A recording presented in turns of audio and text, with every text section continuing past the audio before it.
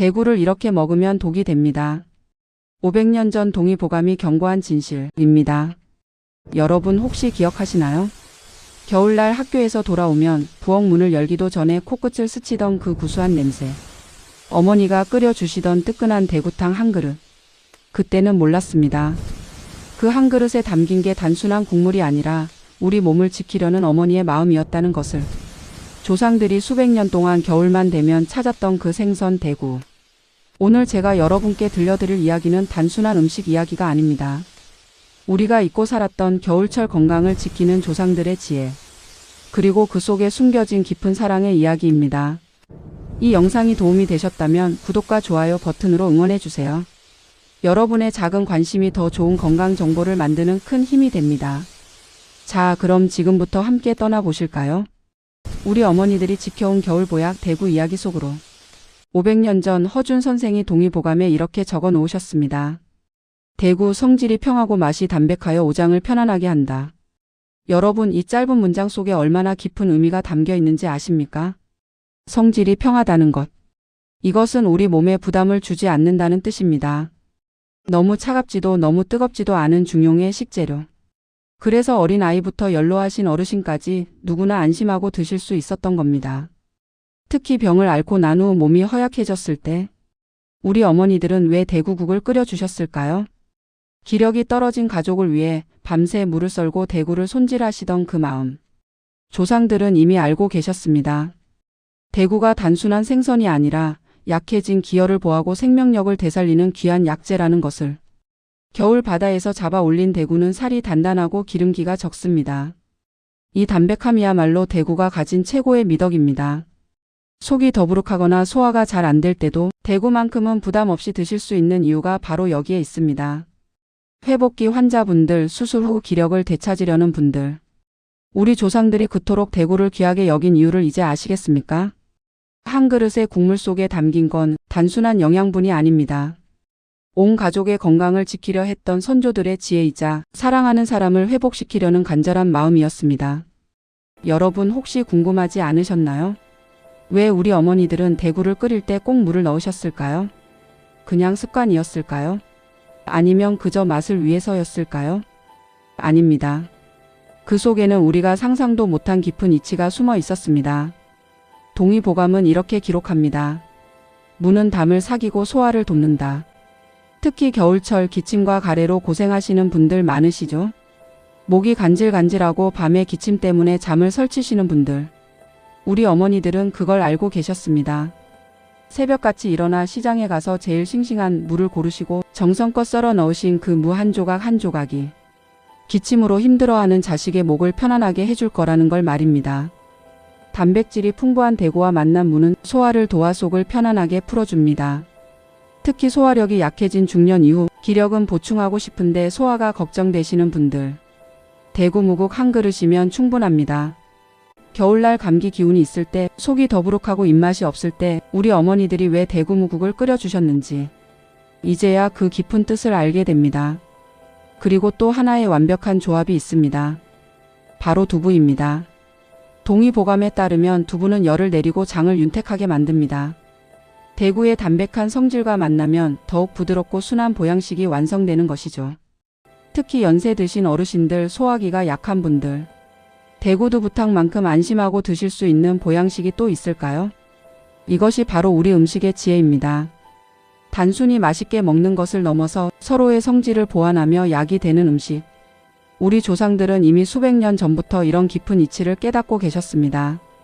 대구 한 마리가 식탁에 오르기까지 그 속에는 가족의 건강을 생각하는 지혜와 사랑이 고스란히 담겨 있었던 겁니다. 하지만 여러분, 우리 조상들은 이렇게 좋은 대구에 대해서도 한 가지 당부를 남기셨습니다. 동의보감은 경고합니다. 대구를 과도한 술안주로 삼지 말라. 처음 이 구절을 봤을 때 저는 의아했습니다. 이렇게 좋은 식재료를 왜 술과 함께하면 안 된다는 걸까요? 그 이유는 이랬습니다. 차가운 성질의 술과 대구가 만나면 위장을 약하게 만들 수 있기 때문입니다. 여러분, 이 대목에서 저는 가슴이 뭉클해졌습니다. 조상들은 그저 맛있는 음식을 만드는 것에만 집중하지 않으셨습니다. 어떻게 먹어야 우리 몸에 해가 되지 않을지, 어떻게 먹어야 진정한 약이 될 수 있을지. 그 모든 것까지 세심하게 살피셨던 겁니다. 특히 명절이나 모임이 잦은 겨울철 술자리가 많으신 분들. 아무리 좋은 대구라도 과한 술과 함께하면 오히려 우리 몸에 부담이 될 수 있다는 것. 이것이 바로 우리 조상들이 남긴 지혜로운 경계였습니다. 좋은 것도 때와 방법을 가려서 먹어야 한다는 가르침. 이것은 단순한 식이요법이 아닙니다. 절제와 균형을 중시했던 우리 선조들의 삶의 철학이었습니다. 생각해 보십시오. 수백 년 전 우리 조상들은 단 한 가지 음식을 두고도 이렇게 깊이 고민하셨습니다. 언제 먹으면 좋은지, 무엇과 함께 먹어야 하는지, 그리고 언제는 조심해야 하는지까지. 그 모든 고민의 중심에는 사랑하는 가족이 건강하게 오래오래 살기를 바라는 간절한 마음이 있었습니다. 대구 한 마리를 대하는 우리 조상들의 태도는 단순한 요리법이 아니라 생명을 귀히 여기는 마음가짐이었던 것입니다. 이제 겨울이 깊어갑니다. 창밖으로 차가운 바람이 불어오고 우리 몸도 어느덧 움츠러드는 계절입니다. 문득 이런 생각이 듭니다. 우리는 언제부터 음식을 그저 맛으로만 평가하게 되었을까요? 빠르고 편리하고 자극적인 것들에 익숙해지면서 우리는 너무나 소중한 것을 잃어버린 건 아닐까요? 바로 음식 속에 담긴 궁합의 지혜를 말입니다. 대구는 그 자체만으로도 좋은 식재료입니다. 하지만 물을 만났을 때, 두부를 만났을 때 그제야 비로소 진정한 약이 됩니다. 이것이 바로 우리 조상들이 남긴 가장 큰 가르침입니다. 좋은 것을 알아보는 것도 중요하지만 더 중요한 것은 어떻게 그것을 사용하느냐는 것. 여러분 기억하십니까? 어머니가 끓여주시던 그 대구국 한 그릇을. 그때는 그저 맛있게만 먹었던 그 국물이 사실은 우리의 약해진 몸을 다독이고 겨울을 무사히 나도록 지켜주던 보약이었다는 것을. 이제 우리가 그 역할을 해야 할 때입니다. 우리의 부모님께, 우리의 가족에게, 그리고 사랑하는 사람들에게. 이번 겨울 대구 한 마리를 장만해 보시는 건 어떨까요? 정성껏 물을 썰고 따뜻한 국물을 끓여 사랑하는 사람에게 한 그릇 건네 보십시오. 몸조리 잘하세요. 건강하게 겨울 나세요. 말로 하지 못했던 그 마음이 뜨끈한 국물 한 그릇에 고스란히 전해질 것입니다. 겨울철 몸이 먼저 반응하는 음식. 대구는 맛보다 궁합을 알 때 비로소 약이 됩니다. 그리고 그 궁합의 중심에는 언제나 사랑하는 사람을 생각하는 마음이 있었습니다. 오늘도 우리 조상들의 지혜가 여러분의 식탁에서 이어지기를 바랍니다. 이 영상이 도움이 되셨다면 구독과 좋아요, 알림 설정으로 함께 해주세요. 여러분의 건강한 겨울을 응원합니다.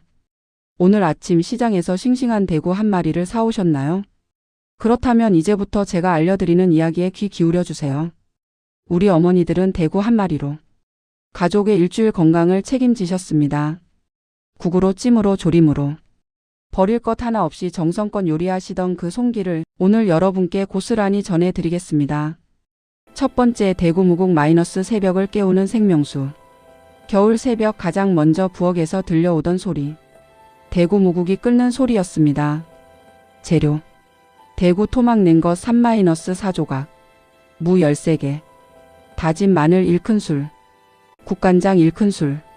참기름 약간. 대파, 청양고추. 어머니의 비법입니다. 먼저 무를 나박하게 썰어주세요. 너무 두껍게 썰면 익는 시간이 오래 걸리고 너무 얇게 썰면 무의 단맛이 제대로 우러나지 않습니다. 냄비에 참기름을 두르고 물을 먼저 넣어 살짝 볶아주세요. 이게 바로 우리 어머니들만의 비법입니다. 물을 볶으면 단맛이 더 깊어지고 국물이 뿌옇게 우러나옵니다. 물을 붓고 무가 반쯤 익으면 대구를 조심스럽게 넣어주세요. 여기서 중요한 것은 센 불입니다. 센 불에서 빠르게 끓여야 대구살이 부서지지 않고 국물은 뽀얗게 우러납니다. 다진 마늘과 국간장으로 간을 맞추고 마지막에 대파와 청양고추를 썰어 넣으면 그 구수한 향. 우리 어머니들은 이 국 한 그릇으로 새벽같이 일어나는 아버지의 속을 채워드렸고 학교 가는 아이들의 하루를 준비시켜 주셨습니다. 따뜻하게 먹고 가거라. 그 한마디에 담긴 사랑을 이제야 이해하게 됩니다. 두 번째, 대구찜 마이너스 정성이 만드는 보약. 대구 무국이 매일의 건강을 지켜줬다면 대구찜은 특별한 날의 보양식이었습니다. 재료. 대구 포를 뜬 것 2-3조각. 미나리 1줌. 숙주 1줌. 두부 12모. 달걀 1개. 양념장 간장 2큰술, 고춧가루 1큰술, 다진 마늘, 참기름, 깨소금. 할머니의 비법입니다. 대구는 소금을 살짝 뿌려 10분 정도 재워두세요. 비린내를 잡아주고 살의 탄력을 높여줍니다. 접시에 숙주를 먼저 깔고 그 위에 대구를 올려주세요. 두부는 납작하게 썰어 대구 옆에 배치하고 미나리는 적당한 길이로 잘라 얹어줍니다. 양념장을 만들 때가 가장 중요합니다. 우리 할머니는 말씀하셨죠. 양념은 정성이다라고.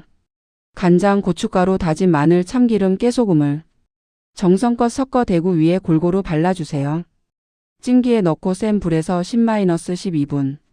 그 시간 동안 할머니는 부엌을 떠나지 않으셨습니다. 불 조절을 확인하시고 물이 줄어들진 않았는지 살피시며 마지막 2-3분 전에 달걀을 풀어 부어주면 부드러운 달걀찜과 함께 대구찜이 완성됩니다.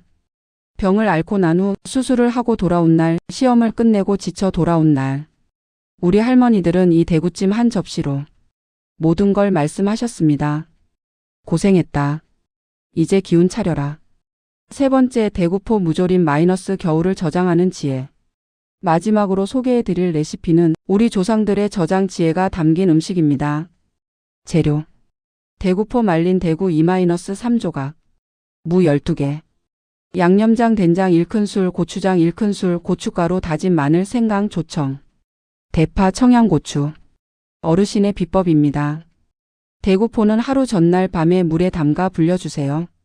너무 짜지 않도록 중간에 물을 한번 갈아주는 게 좋습니다. 무는 나박하게 썰어 냄비 바닥에 깔고 그 위에 손질한 대구포를 올려주세요. 양념장을 만들 때는 된장과 고추장을 함께 사용합니다.